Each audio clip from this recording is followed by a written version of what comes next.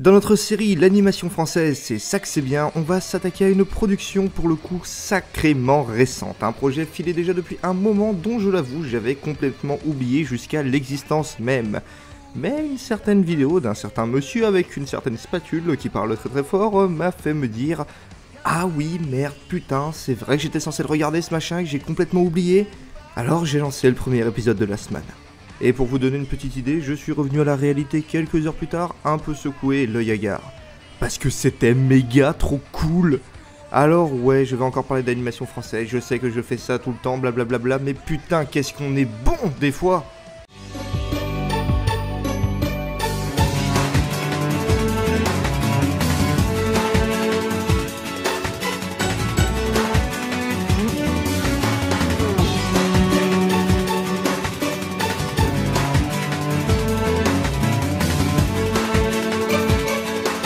Alors Last Man est une série d'animation française sortie tout récemment. On est là pour suivre Richard Haldane qui vit dans la ville de Paxton, cité charmante et accueillante qui ferait passer Gotham City pour la cité des bisounours. Richard est ce que l'on appelle communément un branleur patenté. Il ne fout rien de sa vie, squatte le club de boxe de son pote, gâche son potentiel de boxeur et globalement s'attire toutes les emmerdes du monde grâce à sa grande gueule qu'il ne peut s'empêcher d'ouvrir. Mais un jour, son pote se fait buter par des espèces de fanatiques chelous qui tirent des éclairs et qui sont à la recherche d'une jeune fille à grand pouvoir nommée Siri. Sans déconner. Richard se trouve donc embrigadé dans une histoire de fou furieux qui, bien sûr, l'amènera à comprendre le sens de la vie, s'assagir et évoluer. Non, je déconne, il va surtout péter des culs et des gueules par paquet de 10. Richard, il va faire bouffer leurs dents aux méchants. Tu le menaces avec un flingue, bim, dans ta gueule. Tu tues son pote et bam, grenade dans ta gueule. T'as un gros monstre qui veut te bouffer, bouffe-toi ça dans la gueule. T'as compris, Richard il te défonce la tête avec tes propres tibias, il te fait bouffer tes tripes et ta merde avec. Faut pas le faire chier Richard, hein. Allez, on va commencer par là, putain de merde, qu'est-ce que ce personnage est cool. Déjà, on s'attache grave à lui, bon déjà parce que c'est un putain de badass, ça vous l'aurez bien compris, mais personnellement ce qui m'a fait vraiment l'apprécier, et ce dès le début, c'est un truc tout con, mais putain pourtant c'est tellement rare. Le mec a une tchatch de ouf, c'est de la folie, la série est vraiment excellente au niveau de ses dialogues. Très cru et péchu, ils arrivent à distiller un peps et une énergie vraiment cool durant les scènes de dialogue, ce qui fait que le tout a un rythme de malade. Les phases calmes où les personnages sont posés sont intéressantes bien évidemment, mais surtout elles ne sont jamais ennuyantes, et cela rend la série super drôle, parce qu'il n'y a pas que Richard qui a une super répartie, tous les personnages ont une tchatche de ouf. De ce fait, chaque scène de dialogue est vraiment captivante, déjà parce qu'on est pris par l'histoire, mais surtout parce que tous les personnages sont sympathiques à ne serait-ce qu'entendre. On a l'impression que dans cette ville, tout le monde a la classe quand il parle. Et d'ailleurs, vu la tronche des dialogues, vous aurez compris que la série se contrefout du politiquement correct. La série est très crue et n'hésitera pas à nous montrer tous les aspects de cette ville pourrie. On n'est pas devant une série qui va te montrer des trucs trash juste pour choquer. Déjà, on insiste à aucun truc vraiment horrible, pas de torture violente, pas de viol, de trucs du genre. En fait, toutes les situations de ce style sont désamorcées par un effet comique quasi immédiat. C'est juste un décor hyper cool que l'on adore découvrir. En fait, pour vous donner une idée de l'ambiance, imaginez Sin City, mais en version Port Nawak total. Et cet univers est habité par des personnages très attachants et très intéressants, malgré ce dawa ambiant, et ça c'est très fort. Richard déjà, bon bah il est super attachant, c'est juste un mec tout con, sans pouvoir, sans truc de ouf avec lui, il a juste sa verve et ses poings et il se démerde avec. On n'a pas un héros invincible, mais un mec qui essaye de survivre et de protéger ses proches dans cette histoire de fou. C'est un pur anti-héros, lui sauver la veuve et l'orphelin, il s'en fout au royal, il cherche avant tout à survivre, et s'il semble parfois tout prendre sur le ton de la blague, il n'en est pas pour autant un personnage sans but. Il a ses aspirations, ses rêves, même si justement, c'est ce qu'il semble rechercher, un but, un objectif, une raison de se battre, et il va la trouver grâce aux deux personnages féminins principaux de la série. Déjà, Siri est une petite fille vraiment sympathique et attachante à suivre. Oubliez la niaiserie et tout le reste, Siri elle a clairement autre chose à foutre que de se perdre dedans. Parce que Siri, elle en prend plein la tronche. Déjà, il y a une secte chelou qui veut la buter, mais en plus, elle sent qu'elle est différente et qu'elle se transforme petit à petit en quelque chose de différent. Et c'est surtout montré par le biais de sa transformation, parce qu'elle va douiller sec et souvent passer à deux doigts de la mort. Clairement, on sent que cette gamine est importante et que ce qui grandit en elle, ça a pas l'air gentil du tout. D'ailleurs, ces passages de changement de Siri sont illustrés avec la symbolique du passage à l'âge adulte. Faites attention, c'est extrêmement subtil. L'autre personnage féminin, c'est elle. Et elle est géniale. Déjà parce qu'elle effectue une évolution très surprenante et surtout très cool.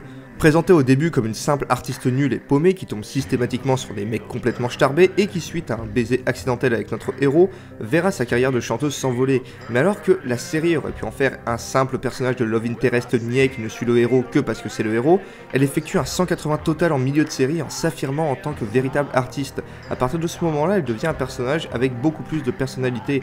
On a une jeune femme qui déjà ne veut pas rester bloquée dans l'image racoleuse de ses débuts et s'affirmer en tant que véritable artiste avec un véritable talent, mais aussi qui va développer une véritable relation avec le héros, parce que elle, au début, elle est parfaitement consciente que leur couple est un couple de dupes, existant seulement pour faire vendre des disques. Salut, je vois que ça boum. Ouais, il y a des super animations et les géos sont sympas. Bon, voilà. Depuis que cette photo a été publiée, mes ventes de disques ont décollé. T'es chanteuse maintenant? J'ai toujours été chanteuse. Ce qui est nouveau, c'est que ça marche. Écoute. Je peux te faire sortir d'ici. Faut juste que les gens croient que toi et moi, on est ensemble. En couple. Pour la pub, quoi. Ah mais ouais. C'est vrai qu'on libère les tueurs en série s'ils ont une petite copine. Mais elle va peu à peu s'attacher au boxeur en apprenant à le connaître et en étant surtout séduite par sa capacité à encaisser et à se relever. D'ailleurs, parlons un peu des combats. Clairement, on sent une grosse inspiration des animes des années 90, mais personnellement, les combats me rappellent bien autre chose.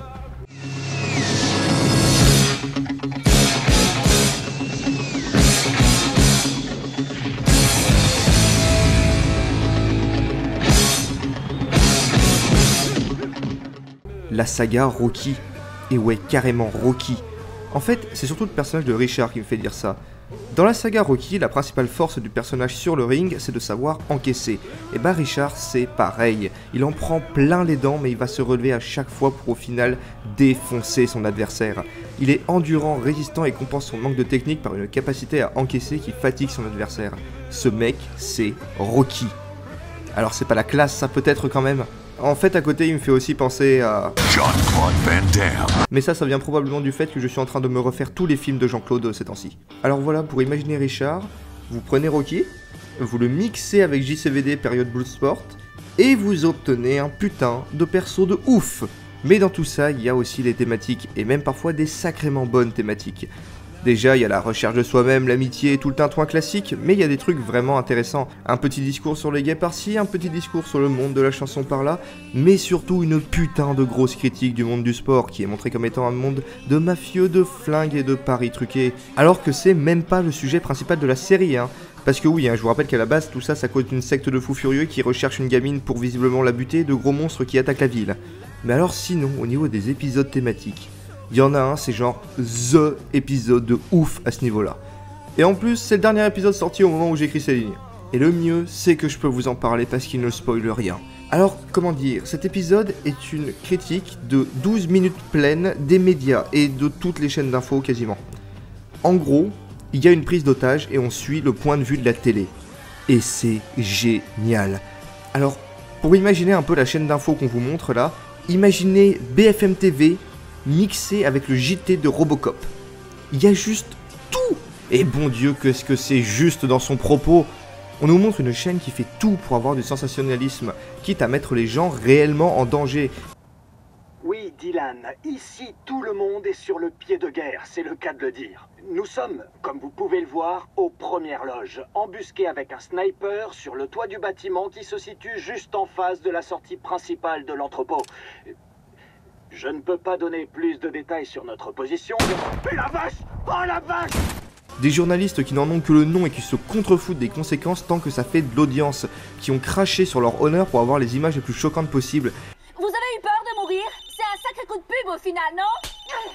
Cet épisode, c'est juste la critique des médias de masse la plus juste que j'ai vue depuis bien longtemps. Un petit mot sur les doublages maintenant, parce que globalement tout le monde est excellent dans ce qu'il fait, mais il y a quand même un petit détail sur ce mec. Alors là, je m'adresse au créateur de la série. Je sais pas si vous m'entendez, mais allez, avouez, vous l'avez fait pour la vanne, c'est ça? Vous pouvez le dire, hein, que c'est pour ça que vous l'avez fait doubler par Vincent Ropion, hein? Vous avez fait doubler le personnage de l'oncle de Ciri par le mec qui a fait la voix de Jaskier dans The Witcher 3, juste pour avoir la vanne de Jaskier qui parle à Ciri ailleurs que dans The Witcher. C'est pour ça, avouez. Ou alors c'est juste un easter egg.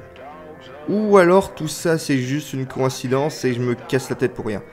En tout cas c'est un détail qui m'a vraiment beaucoup fait rire, hein, et qui touchera l'oreille de tous ceux qui ont fait le jeu. Last Man, c'est énorme, ça a de la gueule, des persos super cool, des dialogues de ouf, des combats géniaux, un héros attachant, des persos féminins cool, un univers méga cool et des thématiques vraiment bonnes qui surprennent au milieu d'un scénario qui va vraiment dans autant de directions différentes. Alors va regarder cette série, va montrer aux distributeurs et aux producteurs que ça peut marcher, que l'on peut faire un succès là-dessus. On peut peut-être enfin amorcer ce putain de changement dont le monde de l'audiovisuel français a tant besoin. On peut le faire, alors va regarder cette putain de série, ça valait chacune des secondes que j'ai passées devant. Quant à moi, je vous dis à bientôt et salut!